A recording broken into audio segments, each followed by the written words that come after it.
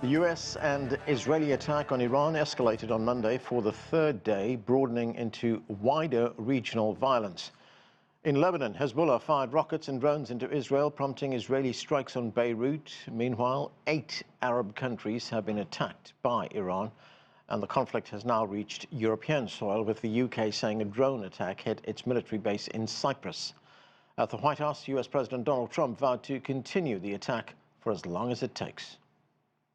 We're already substantially ahead of our time projections, but whatever the time is, it's okay. Whatever it takes, we will always, and we have right from the beginning, we projected 4 to 5 weeks, but we have capability to go far longer than that. There is much to talk about. Let's get to our panel. Jamal Abdi is president of the National Iranian American Council. Erin Matei hosts Pushback with Erin Matei on the Grayzone. That's an independent news website. Also with us is political scientist and author Kaveh Afrasiabi. His book is entitled Trump and Iran, From Containment to Confrontation. And Saeed is an associate professor of Near East, Asian and Global Studies at Wayne State University. Thank you, everyone, for being with us. Saeed, the United States and Israeli onslaught on Iran is widening. It now involves most of the Gulf states. As I said, 8 of those Gulf states have been under attack by Iran. Israel and the United States is pounding targets in Iran as well as the capital, Tehran, and hitting Israeli targets as well.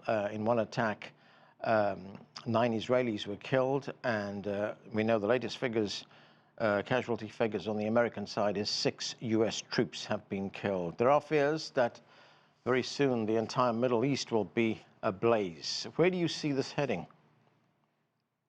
Well, we really don't know, because President Trump hasn't given any kind of coherent plan as far as what the mission objectives are.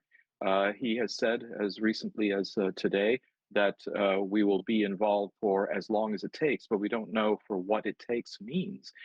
We've heard so many different narratives. First, a few months ago, giving support to protesters out of some deluded notion of human rights concern by the United States.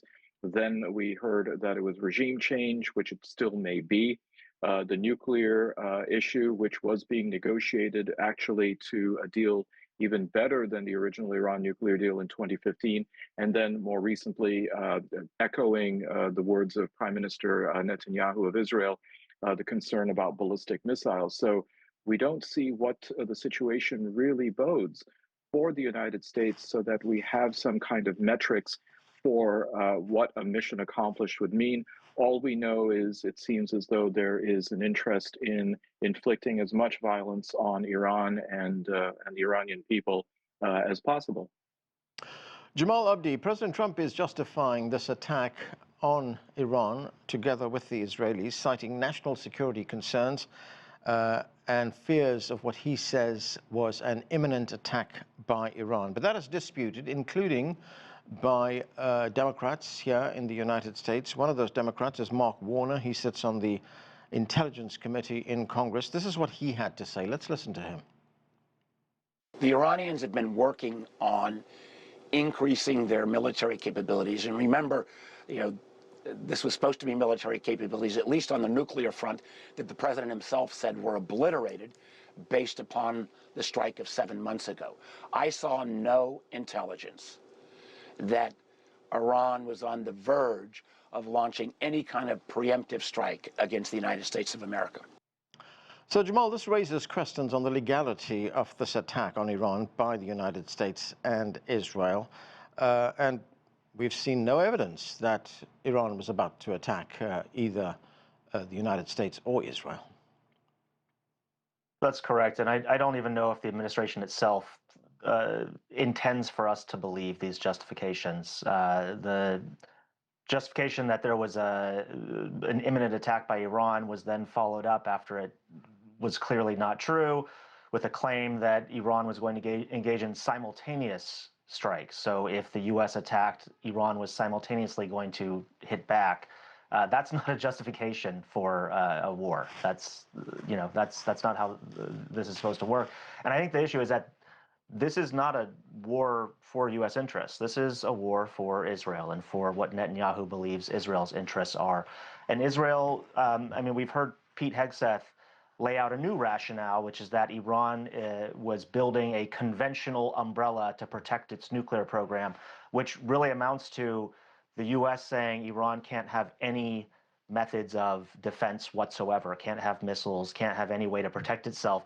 That also is not the basis for going to war, and that's why we and many others have said that this is illegal, that Congress needs to immediately vote and pull back from this building disaster. Kaveh Afrasiabi, cities and towns across Iran have been bombed by Israel and by the United States. In one of those attacks, a girls' school was hit. More than 100 schoolgirls were killed in that. Israel has also bombed multiple hospitals in Iran as well. If we look at the combined power of the United States and Israel, it's a lot more than the Iranians have. So, question is, how long can Iran sustain this?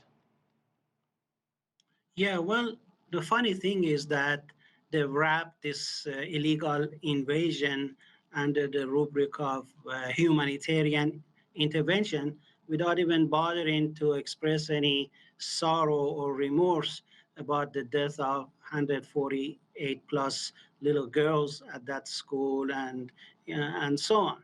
Over 550 Iranian civilians have been killed so far. And just as the UN Secretary General indicated the other day at the Security Council, this is an illegal war, represents a breach of international peace and security, and has been condemned by all the responsible members of the international community, except those who have a vested interest in sowing global anarchy for their own interests. But what is really surprising about this asymmetrical warfare so far is the speed with which Iran has retaliated by striking at numerous U.S. assets in the region, and the failure of the U.S. and Israeli air defense to prevent the Iranian missiles, particularly the hypersonic missiles, to penetrate through their defense and hit their targets in Israel.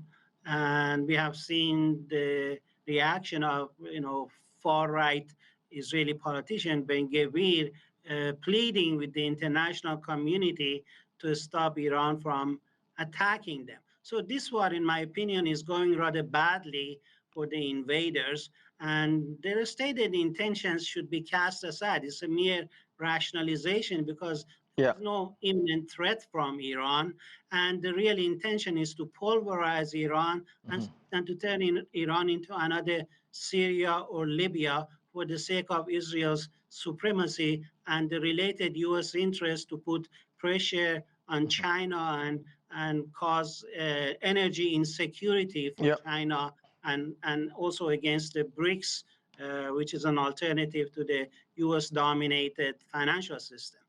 Okay, Aaron Mattei, according to the United States Defense Secretary Pete Hegseth, the goal of this military attack, which is known as Operation Epic Fury, was to destroy Iran's offensive missiles. I mean, this goal has changed all the time. The goalposts have shifted. I mean, these started out as talks about Iran's nuclear program, then it moved to changing and overthrowing the government in Iran. Now it's about Iranian missiles. Let's listen to some of what Hegseth had to say. The mission of Operation Epic Fury is laser focused.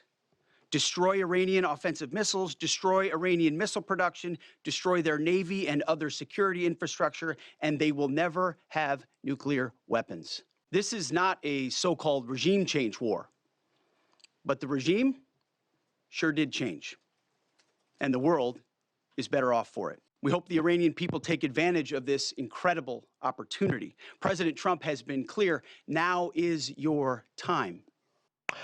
We've lost Aaron Mattei for the moment. Saeed Khan, let me put that question to you. Do you believe that at any time in all these negotiations, that the United States was being honest, was being genuine, was acting in good faith about coming to some kind of diplomatic conclusion, or was this always about using violence to mass murder Iranians? There was nothing preemptive about this. This was a premeditated war, and it was one that was forged in the crucible of many years, certainly in the imagination and the aspirations of Prime Minister Netanyahu, who's been beating the drums now for 20 years, claiming that Iran was close to a nuclear weapon status. We saw a similar strategy last summer when it came to negotiations. And then, of course, we had the bombing of Iran by Israel and the United States then.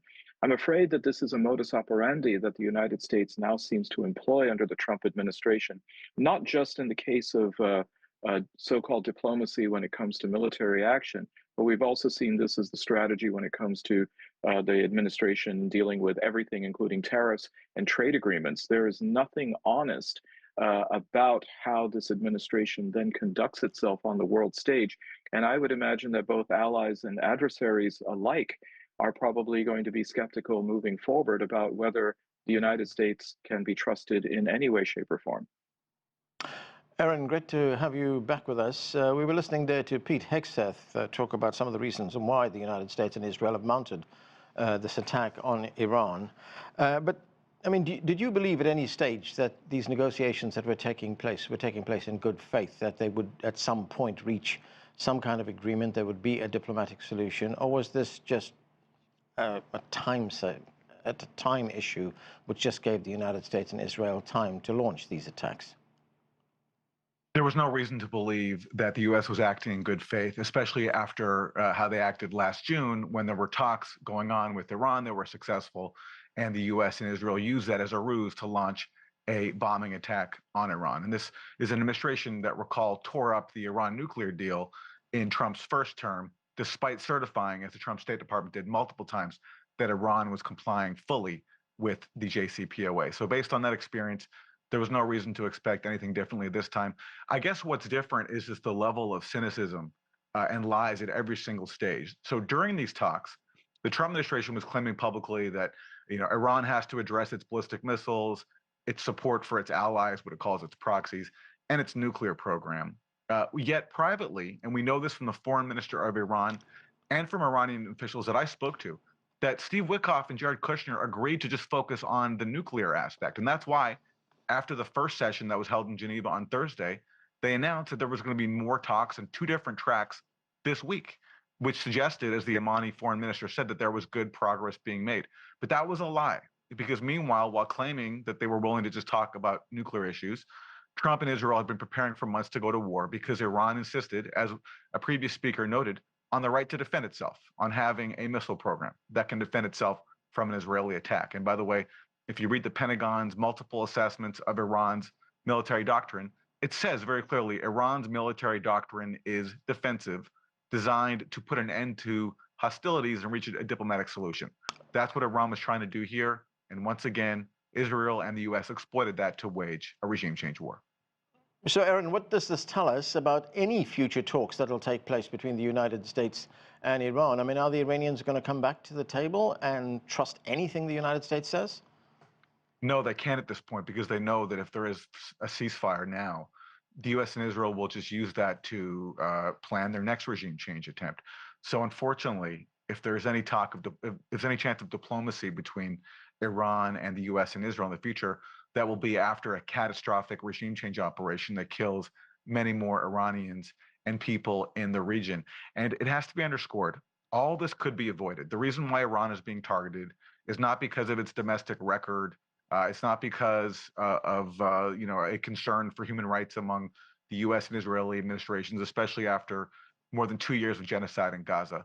It's because Iran is a deterrent to U.S. hegemony and Israeli hegemony, and because Israel insists on its self-professed right to steal as much Palestinian land as it wants. And as the Israel ambassador said recently, Mike Huckabee, Israel also, in his opinion, has the right to steal the land of any Middle Eastern country that it wants. And because Iran is the main bulwark against that Greater Israel project, that's why, in the eyes of the U.S. and Israel, it has to be destroyed. Even though, this has to be stressed, Iran has previously accepted the global consensus for how to resolve the source of all West Asia strife, which is granting Palestinians the right to self-determination and accepting a two-state solution.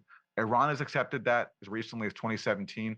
Just recently, the Iranian Foreign Minister Abbas Araghchi said in Doha that the root problem here is Israel's occupation. Right. That suggested that Iran was still open to that global consensus of a two-state solution, which Israel and the U.S. reject because they insist on Israel stealing as much land as it wants and denying Palestinians their freedom. Jamal Abdi, I want to get your view on this complete breakdown of trust. And this is what the Iranian foreign minister had to say about the negotiations that took place. He was speaking on the U.S. network ABC, and let's listen to him. We negotiated with the United States twice in the past 12 months, and in both cases, they attacked us in the middle of negotiation. And that has become a very bitter experience for us. So, Jamal, is our negotiations now off the table? Hi, Jamal, can you hear me?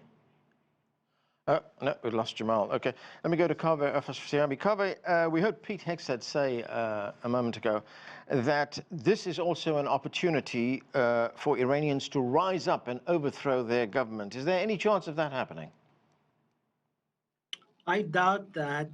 And, you know, the Israeli media reported that U.S. and Israel decided on this attack at Mr. Netanyahu's late December visit to the White House. So, you know, we're dealing with a great deal of diplomatic subterfuge, just like 8 months ago, in order to pave the road to this calamitous war. I really think that there is a perception problem. This is politically problematic. We have a congressional investigation of the War Powers Act and its relevance to this in a few days from now on. And the administration is changing its rhetoric, is coming down from the regime change approach to a more focused, you know, decapitating Iran's military and so on and so forth. And even that doesn't wash because there's a fundamental illegality of this that can't be spinned away. And I hope that the members of Congress would act responsibly and impose serious restrictions on this unlawful war that is wreaking havoc, not just in Iran, but in the entire region. Unfortunately, some of the Democrats are towing the administration's line on this for all the known reasons, so I'm not very optimistic about that. However, the international community has a responsibility to stand up to this very appalling, you know, you have the death, the assassination of a head of a state who was also the spiritual leader for millions of Shiite Muslims outside of Iran. And we have seen the angry reaction of large crowds in Karachi, Baghdad, in Kashmir, and so on. And that has to be condemned forcefully by all the responsible members of the international community. All right. Jamal, I'm glad that you are back with us. We were talking about the complete breakdown in trust, the complete breakdown in any kind of lines of communication between the United States and Iran, which the Iranian foreign minister says was because on 2 occasions now, in the midst of negotiations, when there appeared to be some chance that there would be an agreement, the United States and Israel attacked. So does this take negotiations now off the table? I don't think negotiations can ever be taken off the table. I mean, we've either got war or diplomacy. Those are the tools of statecraft. That being said, this is a debate that was very lively inside of Iran for many years. And the Iranians came to the table for the JCPOA. That got torn up by Donald Trump, then successive negotiations and these 2 surprise attacks.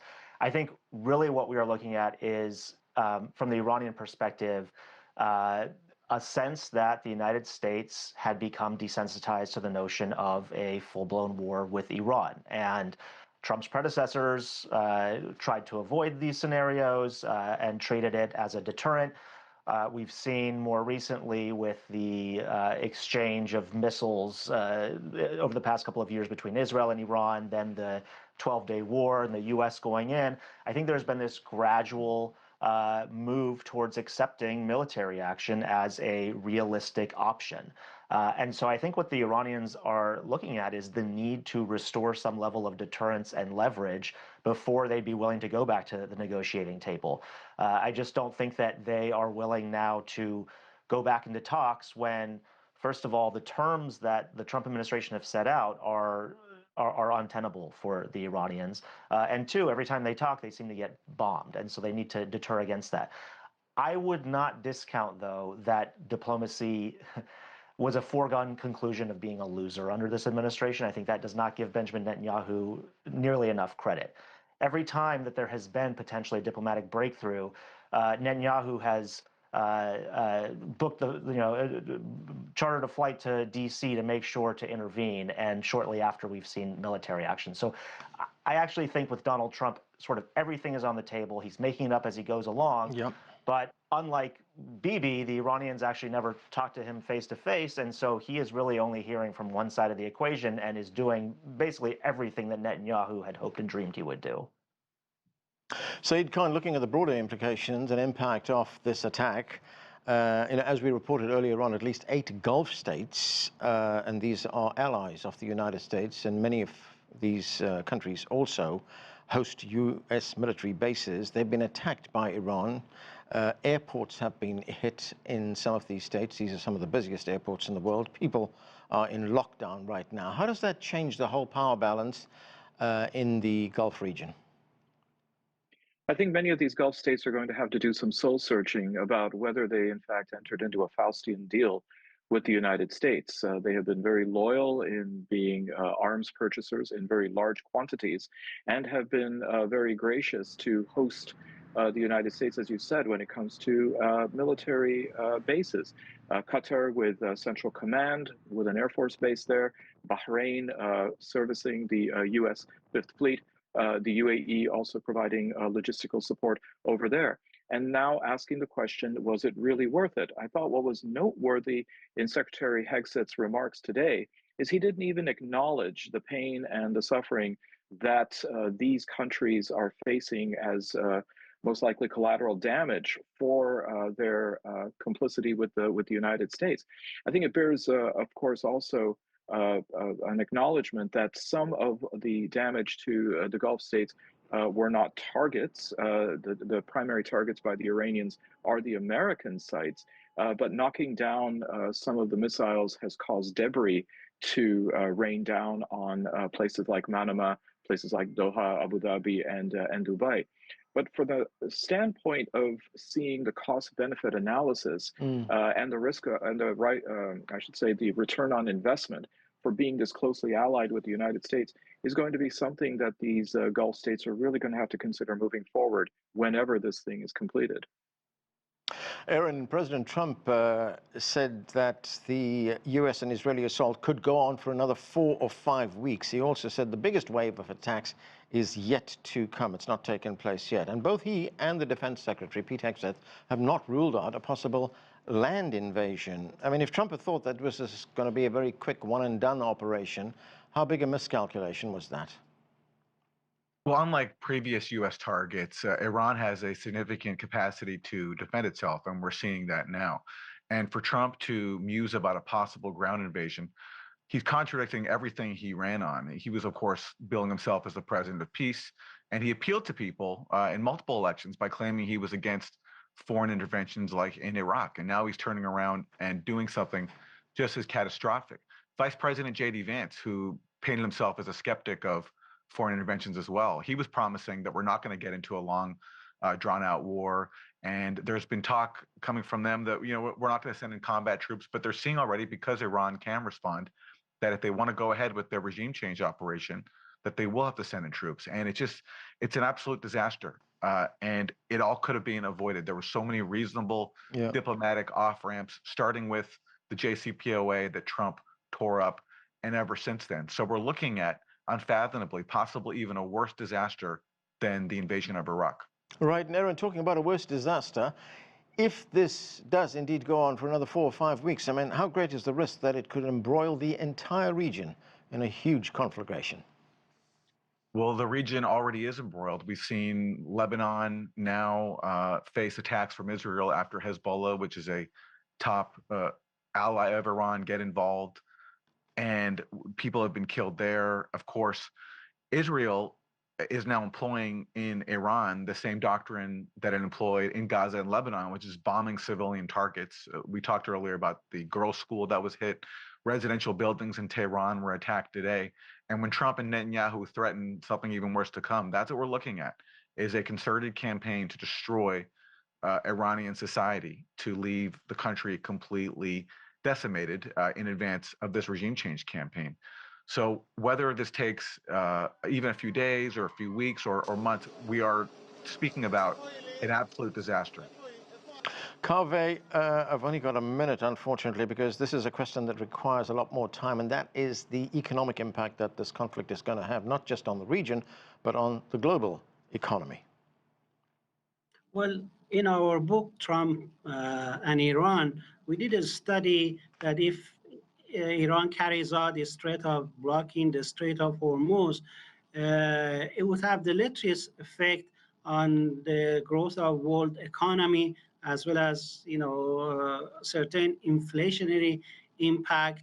And we're beginning to see that with reports of increasing gas prices at the pumps and so forth. And we're only 3 days into this war. So you can only imagine what the situation will look like a week or 2 weeks from now, when the largest Saudi oil refinery, as well as those of Kuwait and so on, are still shut down, and there's a serious disruption in global oil supply. In that case, Trump would be seriously in trouble, and his chances at upcoming election would be in jeopardy.